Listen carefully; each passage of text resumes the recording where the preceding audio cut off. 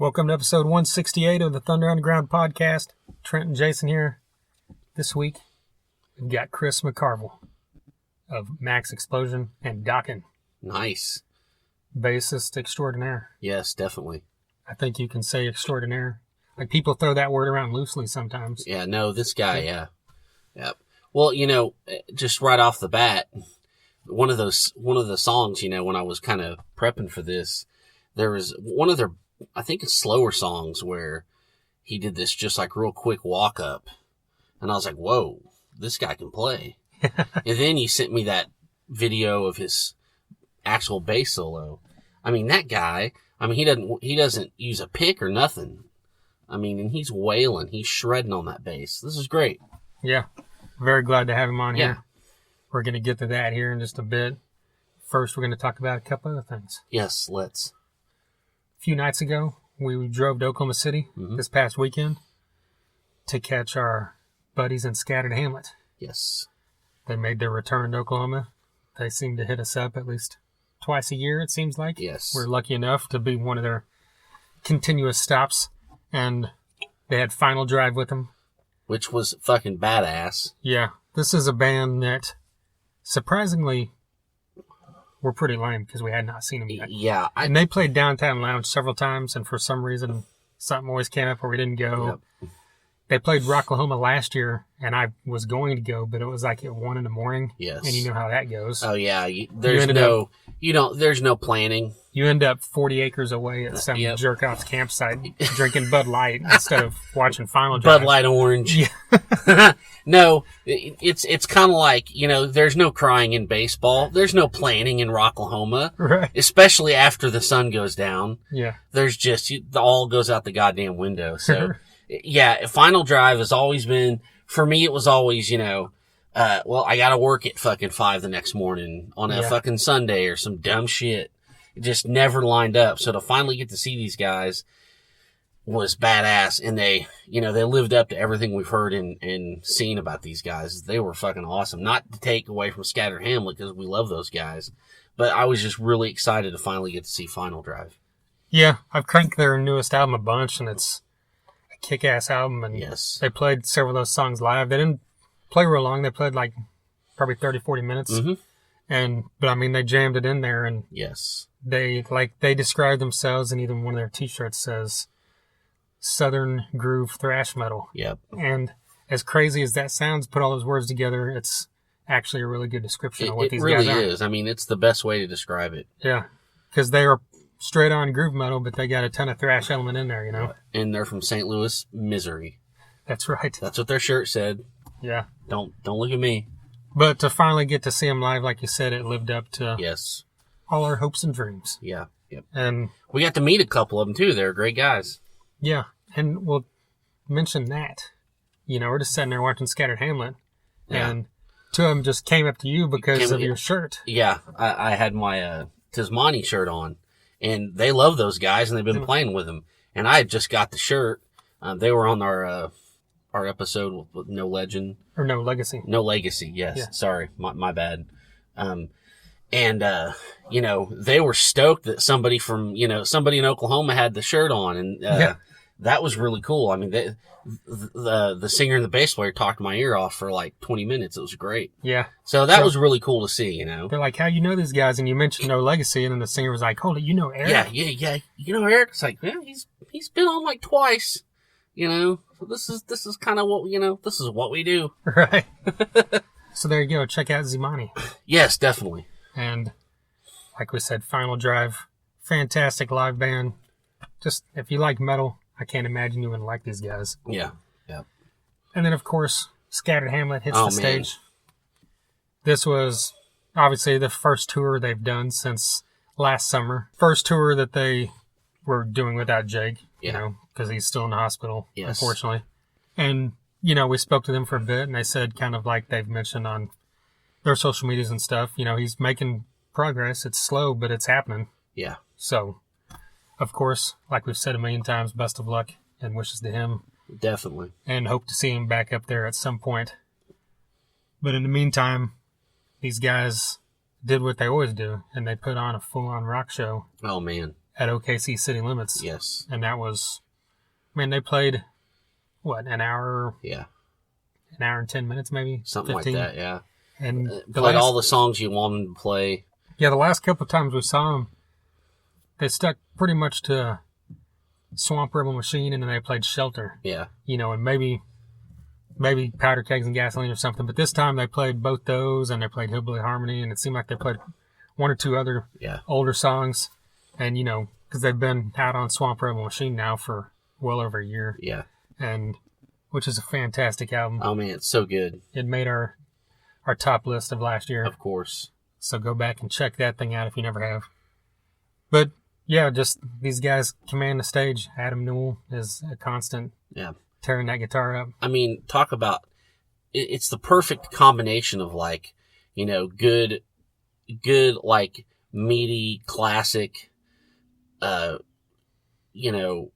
traditional rock guitar solo and just like a shredder. I mean, it's awesome. He's perfect at that. And he plays the blues like Adam Judd said. Yes, he does. He definitely does. You got to bend those strings. If while you're busy learning how to play 1,000,000 notes a minute, the dudes that are bending the strings are stealing your women. That's right. And that's the fucking truth. If anyone knows that, it's Adam Judd. That's right. Damn right. But yeah, Adam, Rich, and Adam, these three guys, we've had these guys on the podcast 4 times now. Oh, yeah. And hopefully we'll again here soon. Can't say enough good things about their live show. They're just the consummate live band. Just one of those bands that, I could go see them 7 days a week and you'd never get bored with it. Never. Hopefully one day we can. Right. They'll just be the house band in Tulsa, Oklahoma. Well, we want to talk about Blackstone Cherry. Let's do it. Let's get into this. Changing a little tune here, but not really because you just mentioned the blues. Yes. And Blackstone Cherry's new album came out just this past Friday. Sure Family did. Tree. And no, it's not a Zach Brown album, but hey, it could be the way it sounds.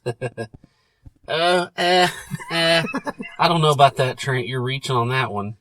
That kind of shows me your personal feelings about the record. You thought I was going to talk shit about this record. No, well, no, I know. But I'm not going to talk shit. I mean, No, I I love know. this band. No. And you're not either. No, we both love this band. Yes. So they're one of those bands that we've loved long enough that they can stray and it's not going to make us mad. I'm sure there's probably bros out there that are sad that there's no, dance girl or blaming on the boom boom on here. Yeah, But they're sitting there with their Affliction shirts and their Monster Energy getting pissed off. Right. But they put out this EP. What was it? Was it called Back to the Blues? Or what was it called? I think so. Last year, where they did 4 blues covers. And, it was great. And then, I don't know if doing that, really got them in the mood that, this is what we want to do. Yeah. And they put out Family Tree. Mm-hmm. And it just basically continued that. But it obviously sounds more like Blackstone Cherry than that did. Mm-hmm. But it still has way more of that element than any of their previous stuff did. Yeah. I saw this coming, and I'm pretty sure I've told you about this and just, off, record. The last couple records, you could see this coming. They were getting more away from, the heavier, riffier. It's like that article I tagged you in. Ben Wells said, the guitar player, we're not really tuning down as much anymore. We're really, clinging, we're really getting into the Southern and the blues. And that's, I could see that coming maybe 1-2 records ago. Yeah. And I think, and also, they've been out on country tours, opening up for bro country bands and stuff. Oh, that's right. And in a way, I have so much disdain for that kind of music, but in a way, I fucking understand that move to do that. Yeah. It makes sense in a way. And they've really clung on to the Southern and to the classic kind of rock stuff. And it feels like it sucks in a way because I love all the heavy stuff, the riffier stuff. But at the same time, I like that because it just didn't seem like it was working, in the mainstream, they were, they could go to England and headline arenas, Right. but they were coming here and people were still trying to lump him in with the radio rock bands and make him open them for goddamn Nickelback and shit. And it just, I don't know. It just, I don't know. So I kind of throw my hands up on that one, you know. So it's probably, you're right. It's probably a smart move. I mean, this isn't a comparison style wise, and I know you don't like the guy, but they're doing what Kid Rock did. Yeah, no, exactly. It's worked out great for him, you know. Yeah, he branched out. I get that. And finally found that niche kind of areas in there. Yes. And I think that might be what they're doing, you know. Yeah, like, well, what was it? They did that Southern Rock cruise. Yeah. And they did the M3 Southern Rock night with all the Southern Rock classic bands. And I get that. And I think it's a right move for them. I think it's going to keep them going, in America anyways. You know, the UK, you know, they get it because they're not fucking morons. But, you know, and they know what, you know, good rock and roll is. And plus a lot of bluesy stuff thrives over there too. Yes, that's what I'm saying, really, you know. That's why like Jared James Nichols can go over there or whatever, but that's a whole other, we get off on the tangent there. But like you said, they're now in a position, well, they kind of always have been, where they could go open for Five Finger Death Punch or Nickelback, and then they could go open for a bro country band, and they could go open for Skinner or Molly Hatchet, you know, and then they could go open for Kid Rock, you know, so it's like, they're in a good position, music-wise. Yeah, I mean, it's, you think about it, you know, in those terms that you just said, you know, love those bands or hate those bands you just listed. When you think about it, it's maybe a little freeing that you have that sound where you can do all that, you know? Yeah. So, you know, whatever keeps them out of a day job, fuck yeah, do it. Right. You know, and I really like how the singer Chris Robertson, check out his Instagram. He's always posting like a 1-minute video of him just wailing on the guitar. Yeah. You know, he's really active on that, and he fucking just shreds. So, yeah, I mean, it's good stuff. Well, you had mentioned that they kind of stepped away from the riffy stuff and went more blues, and you had mentioned that to me beforehand because you got the album early. Yes. And, you know, so I obviously would have heard that if you hadn't told me that, but I went into it knowing that. And I was kind of, you know, a little bummed at the time because, you know, I love that first album. It's still my favorite. You know, yeah. I can't deny it, you know, like maybe someday, you know, Rain King, yeah, Lonely Train, all that stuff.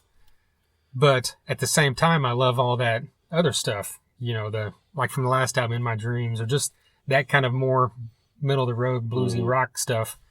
And when this album kicks off, the second track, Burning, well, I mean, don't skip over the first track because it's great too, but Burning is exactly like all those previous, you know, Blackstone Cherry songs that were just fucking great. And I hear this song, and that's literally, this could be like one of their 10 best songs ever. Yeah, oh yeah, definitely.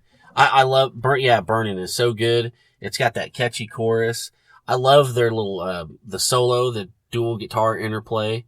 I fucking love that. Yeah, this is a great song. It really is. It's one of those roll down the windows in the middle of the night while you're driving cross country kind of songs. No shit. Like Rolling On was. Yes. Hey, Merle Haggard, I know what you mean. Yeah. But, you know, like I said, Bad Habit kicks off. I think Bad Habit and Burning, those are great ways to open an album. Awesome. Yeah. Yeah, two of the best tracks on here. And then My Last Breath is a ballad, but they've really mastered the ballad. They really have. Over the last few albums. And they really have. They've seemed to have more, like the last few, like last time had The Rambler, the album before that had All I Really Want. Yeah. Is that right? Am I saying that right? No. All I Ever Wanted. Yeah. Well, and then, you know, Things My Father Said. Yeah. Which, you know, hits home for me. And there, you know, there's no way you have a dry eye from hearing that song. And they do that every album. They've got that. Yeah. And I'm not a ballad guy, but they do those ballads in such a way where you know, you get choked up a little bit. Yeah. You know, My Last Breath. I ain't got fucking kids, but it still makes me choke up, you know? Yeah. Like I want to go find a kid and hug it. Yeah. You know? Okay. And that sounds weird now that I said it out loud, but you people know what I mean. He just watched the Paterno movie, guys. What, you know. You son of a bitch. That's some fucked up shit, man. That's on you. That's on you. Right. But yeah, the last couple albums, like I said, those motherfucker. Those songs were more just acoustic based, and this one has that at the beginning, but then it gets the heavy guitars in there. and it kind of adds more of that in my blood element or something. Yeah. And, just continuing on. Fucking James Brown. Yeah. Ain't nothing in the room going to stay still when that song comes on. Right. That's a cliched statement, but it fits here, so whatever. Yeah, towards the end of this, like Ain't Nobody, James Brown, and Get Me Over You. Yeah. I love all those. And I need to, listen again. I've listened to this thing 3 times now. Yeah. But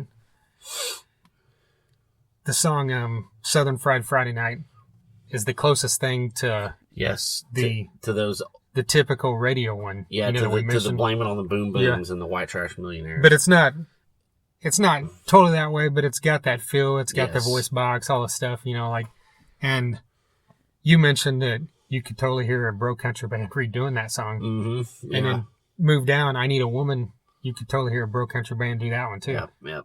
So I bet we do within the next year. Florida Georgia Line already redid Stay, so they're going to redo one of these too.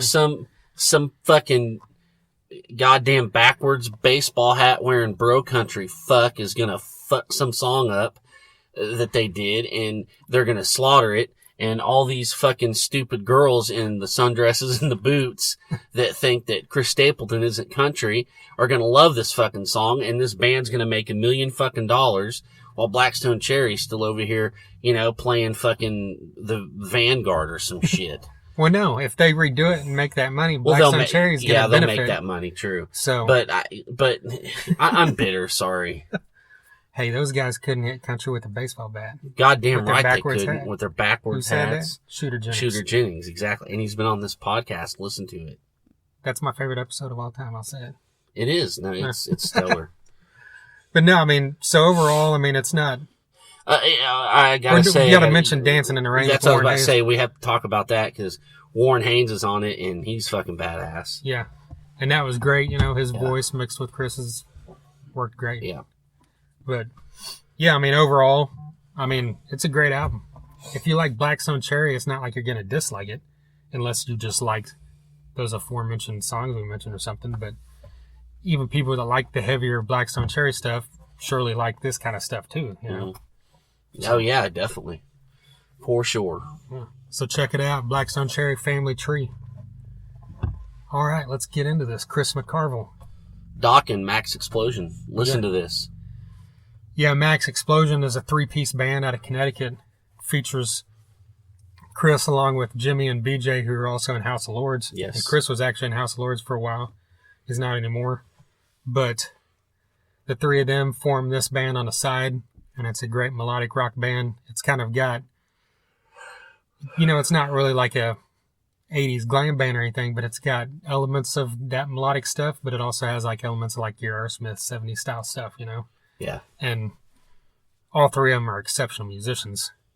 You hear it in all these songs. Oh, man. Hands down, yeah. Like I said, top of the show, this guy can play bass like a motherfucker. Yeah. So get on YouTube and Google Chris McCarvill Demon Wheel. That's the name of that bass solo. It's badass. Yeah, it is. And like we said, he's in Dokken. He's been there for a while. And in this interview, we talk about all this stuff, Maxx Explosion and Dokken, and a lot of other stuff he's got going on. Yeah. That's a good one. So, yeah, let's get into this. Chris McCarvill.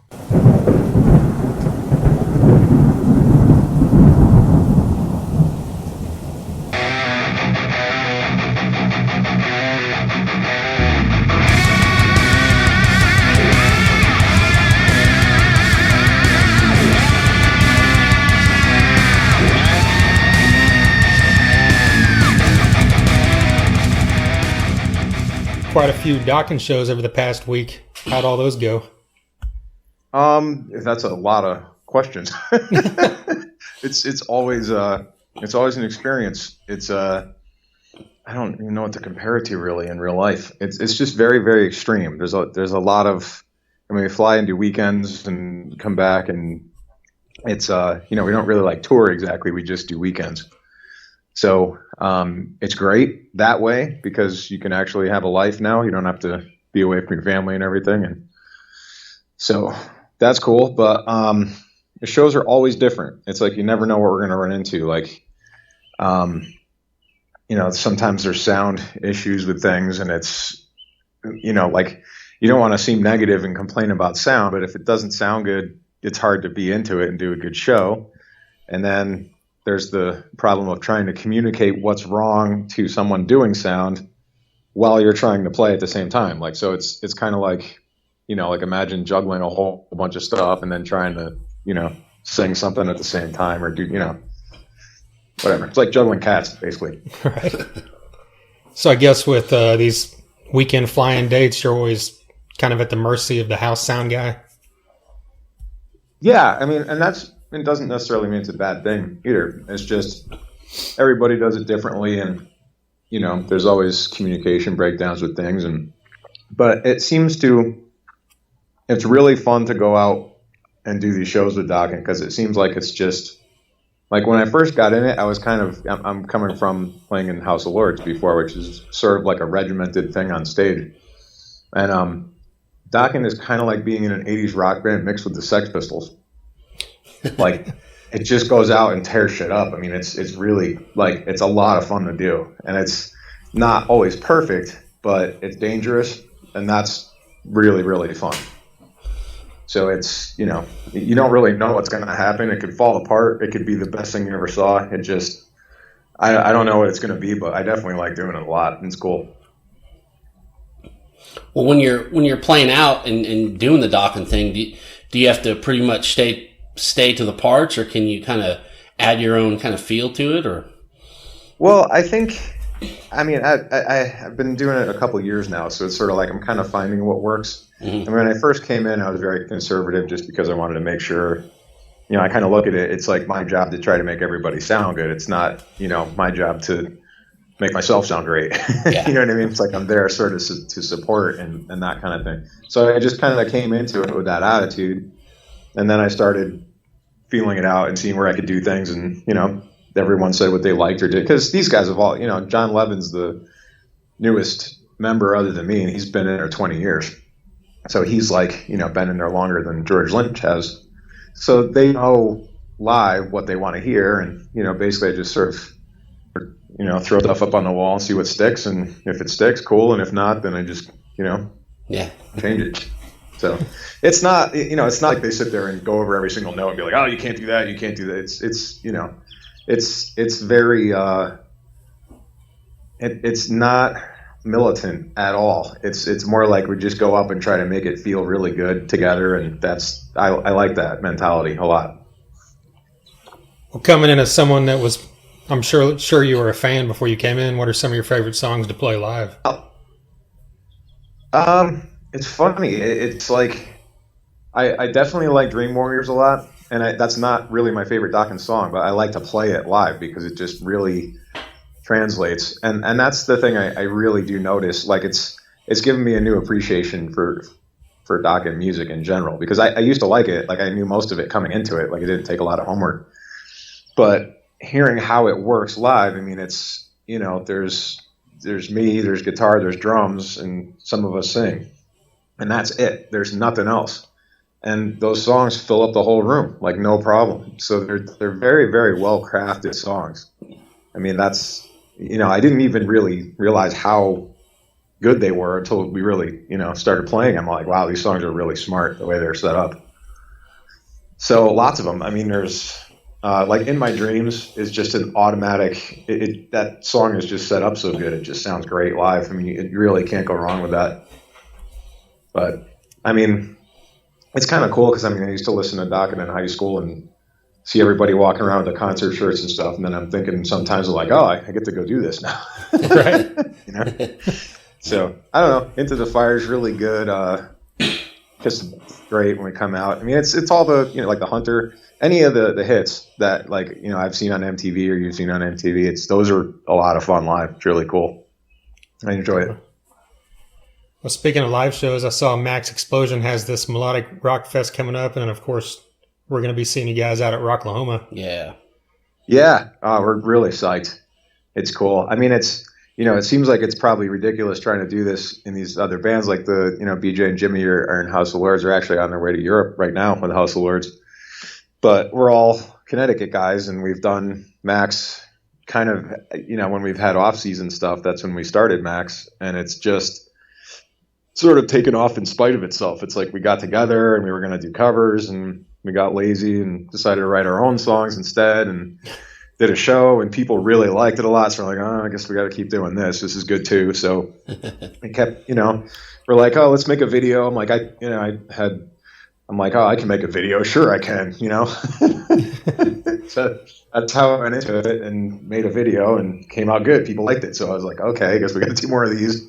So, I mean, it's sort of just happened. It wasn't like we were out to try to make a great, original rock band. It's just seemed to head in that direction. I'm not saying we're the greatest rock band ever or anything. It's just, seemed to have given its own legs. That's sort of I'm really happy doing it. It's forced me to learn how to sing way better than I ever have. Like I was only a backup singer before this, and I ended up taking lessons from an opera singer whose name is Lucia Palmieri, and she just kicked my ass all over the place. It was crazy for like a year and a half, and it's just helped so much. I mean, I can't thank her enough. Did you know you wanted to sing lead, or did it just kind of happen like that? You couldn't find anybody else? Well, we were in Hungary with House of Lords, and we were sound checking, and we just started playing one of the songs, and I started singing, and Jimmy, our guitar player, is like, dude, you should sing. He's like, you can totally sing. Like, that sounds fine. So I'm like, all right. I guess, sorry about that. That's all right. I guess when it gets calls, it knocks me out. That was Jimmy calling, probably, Okay. get mad at me. But, yeah, I'm sorry. I kind of lost track. What was going on? Are you just talking about how Jimmy said you should sing?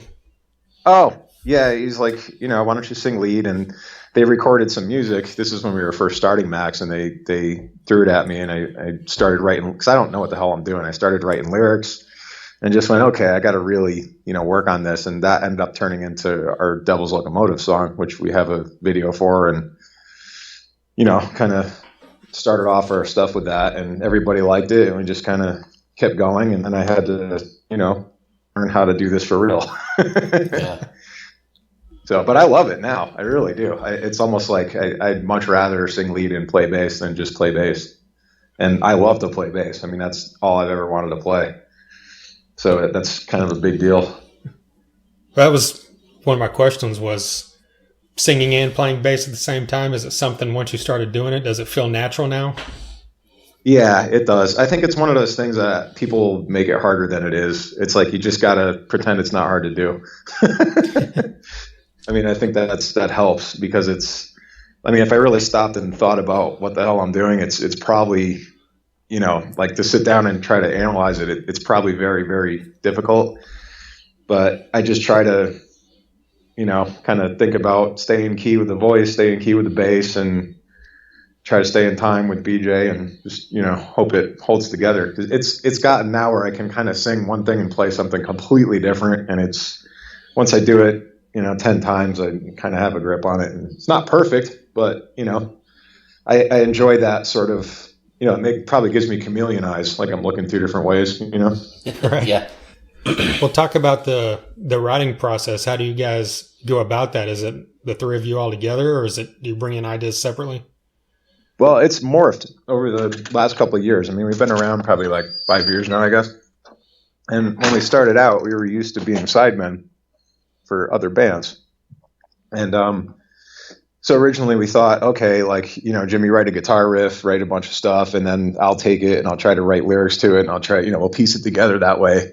Yeah, I mean, originally we were piecing stuff together with demos and that kind of stuff. And we quickly found, when we came time to mix, the shortcomings of that. And it was, basically everybody trying to fill up every available space possible. And it just kind of got messy, and everybody, no one wants to change their parts. And it's, we just ended up kind of stalemating a bunch of times. So BJ and I talked, and we're like, look, let's try to, kind of come up with stuff together, try it that way. And then we can kind of help the arrangements happen a little better. And as soon as we did that, it's like a whole new world. And that's actually after our second release. So this third one we're working on now is just, I'm really, really excited about it. I'm sure everybody says that, but for us, it's some pretty major progress song-wise. I definitely attribute that to working together on stuff. Well, both you and Jimmy on a lot of songs, I noticed both of your sounds are up front. Like you can hear your bass as easy as you can hear the guitar. And like how do you go about that as far as building the songs to work that way? Well, all of us are very opinionated, which, makes for an interesting mixing process. It's, like I've done a lot of recordings where bass is sort of like normal bass, and I feel like I have more to say with bass. Like I just think it's something that is as important as anything else. So I want to hear it. So, we fight and argue and cry and and that's what it is. It's like, if you care about anything, you fight for it. And it's, and I'm not saying I win every fight. It's just that, sometimes, and that's why we work together now when we write, is like, okay, this part, Jimmy comes up with a really dense, heavy guitar part. It's like, okay, let's everybody back out of the way for that to happen now. Instead of all of us doing that, we all give him space to do that. And we try to make that, for any of us. If BJ has a big drum thing, we try to give him space. And that's sort of where we've ended up from what you're talking about, is like trying to get everything as loud as we possibly can all the time and not always seeing eye to eye about it. It's hopefully going to be a little, more varied and interesting and listenable. So I just feel like mostly what we've done so far has been so dense musically that it's a bit much.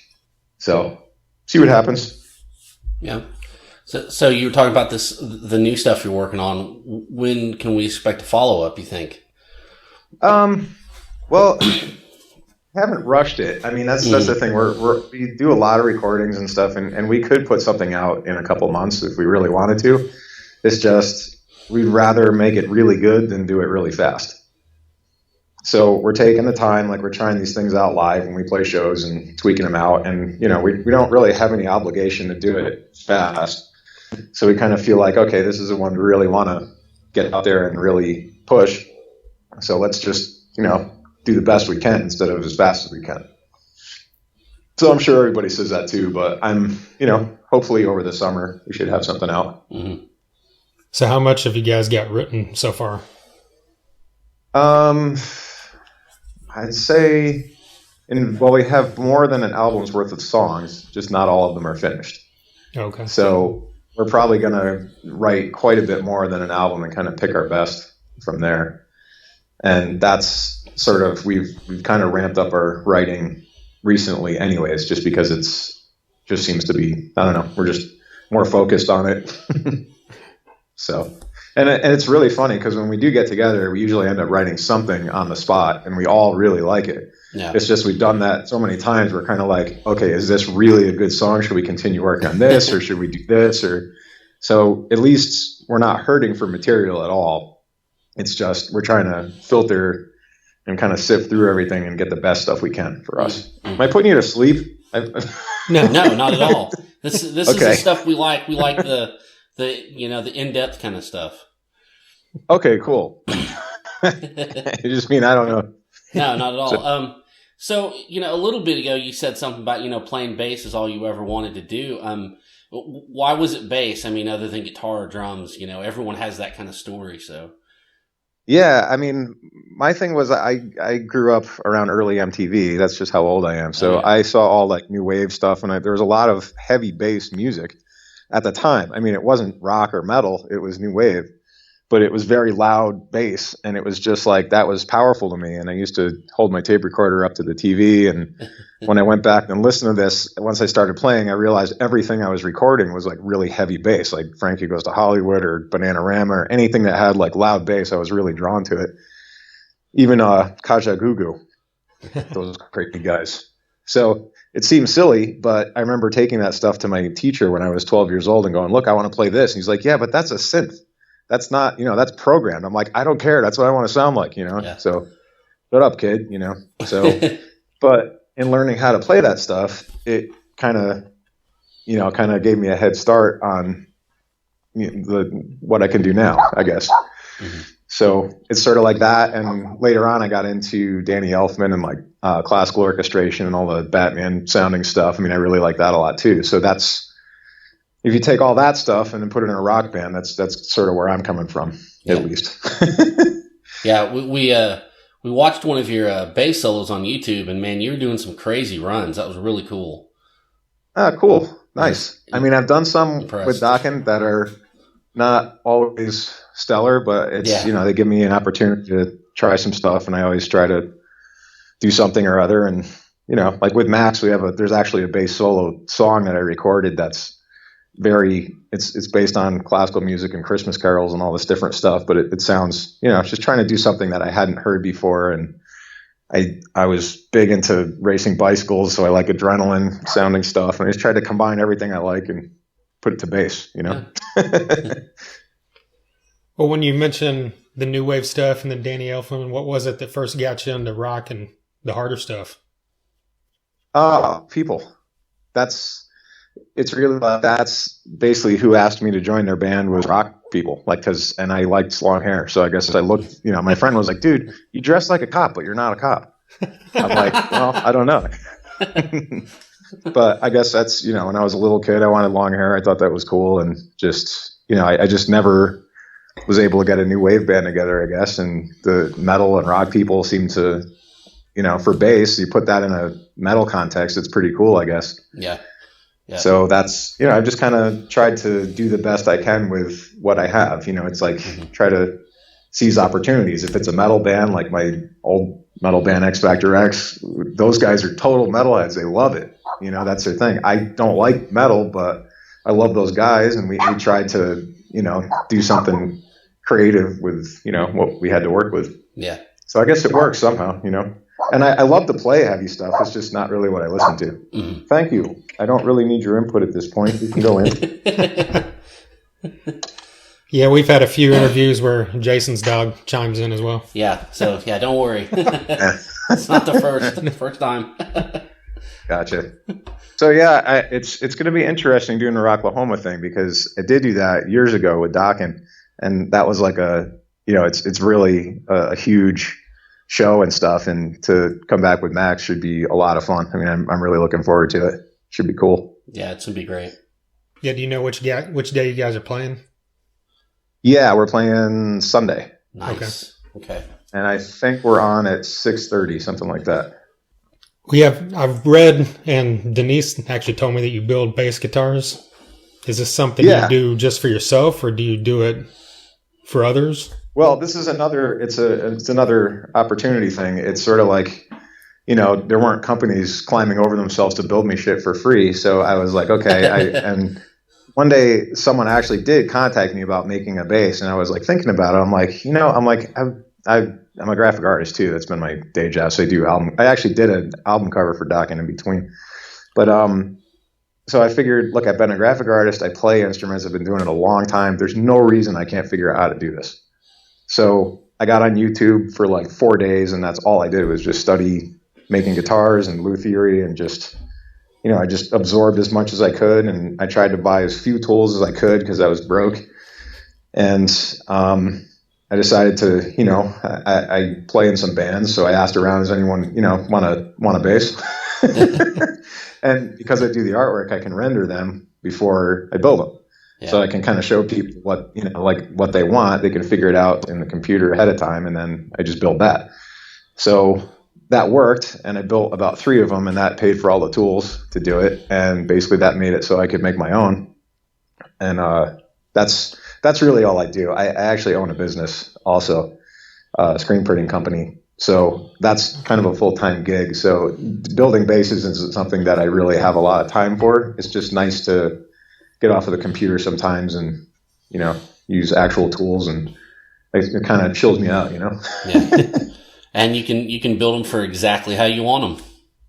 Yeah. I mean, my thumb's bent backwards, so that's made it difficult to play for me like a regular bass. Like I always have to mod them out really weird. Yeah. So to do that on a regular bass takes about as much work as making one. So I was just like, screw it. I'm just going to start making them. Like someone can build it, I could build it. But when you built your first one, did you base it off of one that you liked, or how did you go about that? Yeah, I mean, my favorite bass when I was younger was a cheesy Ibanez 707, which looks like a Steve Vai guitar, but it's a bass. Yeah. And I just loved it to death. And it got stolen out of my car, my friend's car in Hollywood when we lived there. His gem guitar got stolen too. We were really bummed. So I ended up buying a couple more of them over the years and stuff. And I was just like, you know what? I'm like, I really like this shape and everything. I'm like, let me see if I can make one. So I figured if I could copy something, I'd know if I had any technique or not. And I made one and it fit the neck and, worked fine. I'm like, oh my God, this isn't that hard. So I just kind of went from there. And this year was the first time I made a neck from scratch. And, there's some mistakes, but it works. And I actually have to make another one for it because the truss rod's bending out of the back of it, but it's lasted through these last few Dokken shows. So, and that's what's great is I get to, I get to do my own market research. I know what works. I get to change. I've researched a lot about electronics and really tried to design things that make sense for rock music. And, I really do enjoy doing it. It's fun to, fly a lot. So I have time to sit there and try to figure it out, like what I'm trying to do. And well, you mentioned album covers. Is that an ongoing thing you do, or is it just on occasion when someone asks you to? Yeah, it's I don't go after it necessarily. It's like I don't really consider myself that great of an artist. Like I'm okay, but I'm not like, my brother is a fine artist. He's an oil painter. He's excellent.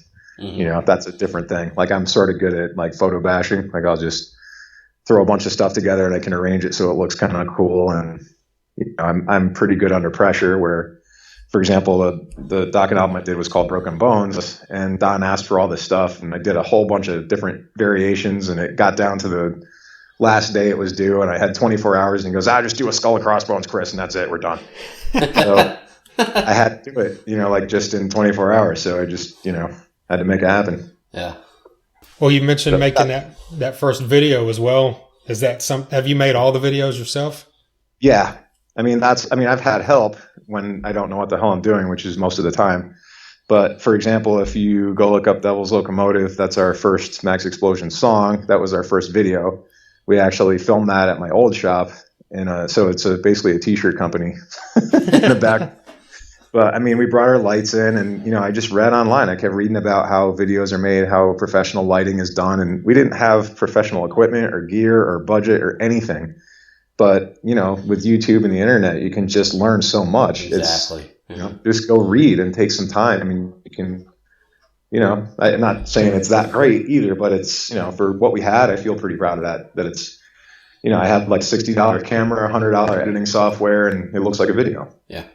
Trained a couple friends to film it because obviously we can't film it at the same time as being in it. Yeah. And, like BJ knows a lot about lighting now. Like he knows how to, we know what angles work, and, it's silly stuff. Like you wouldn't think to film a drummer, you'd want to film them. You need to show them actually hitting the drums. Like if you don't show that, it just looks like this, octopus flailing around. It doesn't look like anything.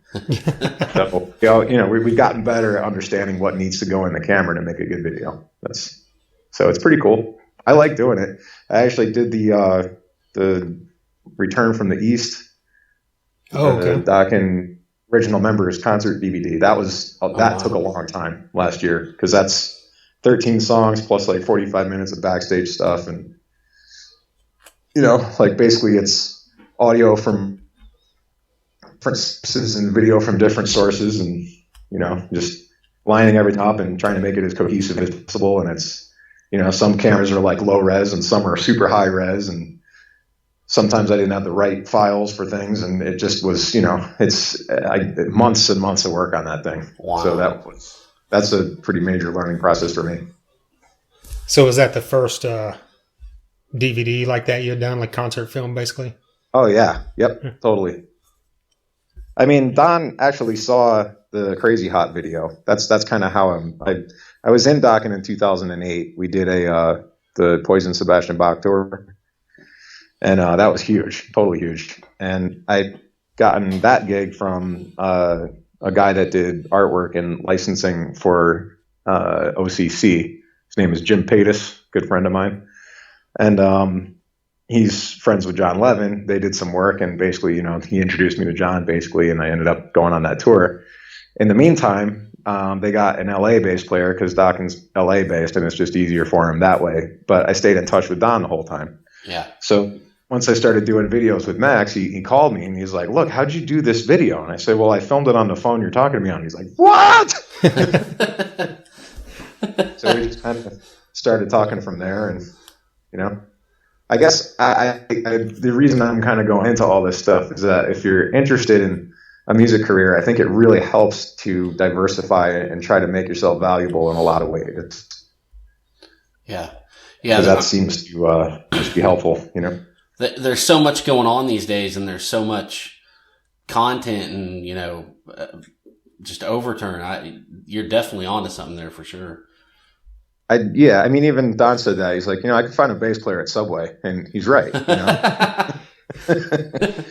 So it's just sort of, what else do you bring to the table? And if you're an aspiring musician, it's like you really gotta, do what you can to be valuable, So, and it's helped too, because for Maxx, it really keeps our overhead low. Like I can do all our merch. It's like we don't have a lot of, the band doesn't make millions of dollars, so we can't spend millions of dollars. So it helps to be able to do everything in house, and that's sort of, that's what happens when you get to be our age. We're like, wow, you guys are trailblazers. No, that means we have gray hair. Right. Well, besides a possible album this summer, what else can we expect from Maxx Explosion over the next year? Well, we definitely have a couple tricks up our sleeve. Definitely more live shows, definitely videos. And that's always interesting because our Crazy Hot video, I think, is our favorite one, although Famous is actually a pretty good video that we like a lot. So we're always trying to top it. Like, we don't want to just do what something that's going to be less than what we did. And we set the bar really high for ourselves. So it's tough to, we actually filmed a whole video and I scrapped it because it wasn't as good as our other videos. So, we're kind of set on trying to make, we just figure if it's really good, it'll last. We don't want to make disposable music. Like, we want to make something that you actually want to listen to more than a couple times. Right. So that's really, may not be that interesting in the process of it, but at least it's, that's the desired result. Random note. I don't know if you remember when you guys played Tulsa last year. It was probably about a year ago. Oklahoma. Janet Jordan, the guitarist, got up on stage and played guitar with you guys. It was, she was, did she have a blue guitar? Yeah. Or something? Yeah. Okay. Yeah. It's a friend of ours, and just she wanted did, to give her a shout out. We did In My Dreams for sound check. I think I sang it. Oh, yeah. Something like that. Yeah, she's really good. What's she doing? Oh, she plays for Down for Five, and they've also got a cover band they do as well. Nice. So you got to diversify. Yeah. Exactly. There's that word again. Yeah. Cool, man. Well, we're looking forward to seeing you at Rocklahoma, and we appreciate you taking the time to do this with us. Absolutely, man. Anytime. Thank you. Right. There you go, Chris McCarvill of Maxx Explosion. He's the bassist and vocalist of that band, and he's also the bass player for Dokken. Yes. Thank you to Denise Dawson for helping facilitate that for us. Always. And, of course, thank you for Chris for taking the time out of his evening to talk to us. Of course. Like I mentioned earlier, get on YouTube and look up their music. You can also buy both their albums, Dirty Angel and Forever, on Amazon. Look up the Demon Wheel solo. That thing's badass. Yeah, this guy's just phenomenal. And look him up on Facebook. That's Maxx with 2 X's, Explosion. Give him a follow. Of course, while you're doing that, follow us. Please do. Yeah. It's The Thunder Underground on Facebook. We're also on YouTube and Instagram at The Thunder Underground. Twitter is THNDRUNDR Ground. And you can listen to this podcast pretty much anywhere podcasts are heard. Google, iTunes, Stitcher, TuneIn, all that great stuff. You can also listen to us at TheThunderUnderground.com. Jason's got a lot of reviews he's wrote that are up there as well. And you can listen at SoundCloud.com/Thunder-Underground. That's where all this stuff's at. And also every Monday night on 102.7 WSNR.com. We go on at 7 p.m. Central on there. And if you like Dokken and Maxx Explosion, surely you like Great White, Warrant, Europe, Firehouse, Trickster, Bullet Boys, Lillian Axe, Taiketo. Am I forgetting anybody? I in that vein. I think you got all those. Yeah, if you like this, you'll like those. There's no fucking doubt. And the reason we mention those is because a member of all those bands has been on this podcast. Yes. Mark Kendall from Great White has been on here twice. Great guy to talk to. Oh man, that guy's awesome. Yeah, Mark Gus Scott from Trickster. That dude is that guy's a trip. Yeah, he's a lot. Yeah, he's a good guy to talk to as well. Over the top, but you gotta love it. Yep. But yeah, all that stuff. If you like it a little heavier, we've had on guys from Death Angel. We've had on Sid Falk, who was formerly of Overkill. We've had on Reed Mullen of COC, John Connolly of Seven Dust. Both Tony and Gumby from Battlecross have been on here 4 times combined. Yes. Like we mentioned, Scattered Hamlet's been on here a bunch. Kirk Winstein. Yeah. From Crowbar. Can't forget him. No. He was also in Down at one point. Yes. And Down features one Mr. Jimmy Bauer, who has been on the podcast before as well. His band I Hate God and Superjoint. Speaking of Superjoint, Stephen Taylor has also been on here as well. And Child Bite. And Phil Sumner was on here for 30 seconds. Yes. Yeah, and Child Bite, that's a good one we don't mention enough. Yes, that was a great one. Yeah, that was a fun one. We've had on guys, if you like the stoner doom stuff like Crowbar, we've had on guys from Truck Fighters and King and The Sword. Spirit Caravan. Yeah. Obsessed. Custom Black, a great band out of Kansas City. Yep. Who, speaking of Custom Black, they were playing at Thunder Underground Fest. That's right, Thunder Underground Fest. Recently announced, October 19th and 20th in Tulsa, Oklahoma at the Shrine. It features Custom Black and 16 other artists. Yes. I don't really want to say them because I don't have the list in front of me and I'll forget someone and feel like an asshole. But, our posters on all the socials, go check it out. It's going to be a great weekend. Can't wait. Yeah. I know it's kind of far a ways off, but we just want to start talking about it now. It's going to be fun. Yeah, put it on your calendar.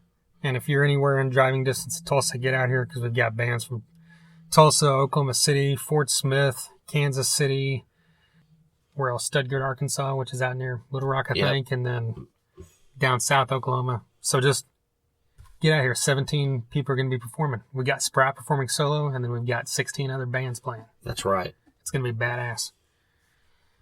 All right. Does that cover everything for 168? I think that about does it. Yeah. The beautiful bean footage was rolled. It was rolled. I do need to mention this week is Judas Priest week. Oh, man. Next time we talk to you, we'll have seen Judas Priest, Saxon, and Blackstone. God damn it, Trent. Hey, we talked about it earlier. I know. Black Star Riders. There we go. So, yeah.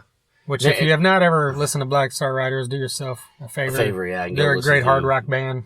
They're awesome. Formerly, basically, was it 4 of the members that were in Thin Lizzy there at the end? Yeah. And of course, Scott Gorham from Thin Lizzy, Damon Johnson, and Ricky Warwick. But yeah, check them out. And of course, the Mighty Saxon. Yes. And the even mightier Judas Priest. I can't fucking wait. It's going to be a great show. And before that, you're going to see Marty Stewart, and I'm going to see David Byrne. That's right. I'm going to go see Marty Stewart and his fabulous Superlatives. That's right. Tomorrow night at Kane's Ballroom because I fucking love country music. See, that's just shows our diversity. Our diversity. And that's real country music, not douche country music. Well, you said you love country music. I'd assume that means that you love Kenny Chesney. Well, I assume that means that you're a fucking asshole. That's the truth. That was a little harsh. I'm sorry. I didn't mean that. But no, Kenny Chesney is not real country. He's not country at all. And that's not what I'm talking about. All right. But you get to go see David Byrne Wednesday, which is going to be fucking awesome. Yeah. Which, again, is another way that it shows our diversity. Yeah, looking forward to that. Yeah, it's at the Criterion, right? Yeah, and I've still never been there. That'll be my first time. Okay. And I've never seen him before. Tracy has, so. Yeah. Well, this will be good. Looking forward to it. He's playing, I've looked at his set list, and he plays 5 or 6 Talking Head songs. Really? Mixed in with all his solo stuff and a few covers, so. There'll at least be some stuff I know. You may ask yourself, how did you get here? That's right. You're there. All right. That probably does it. Yes. Till next time. Thunder Underground, y'all.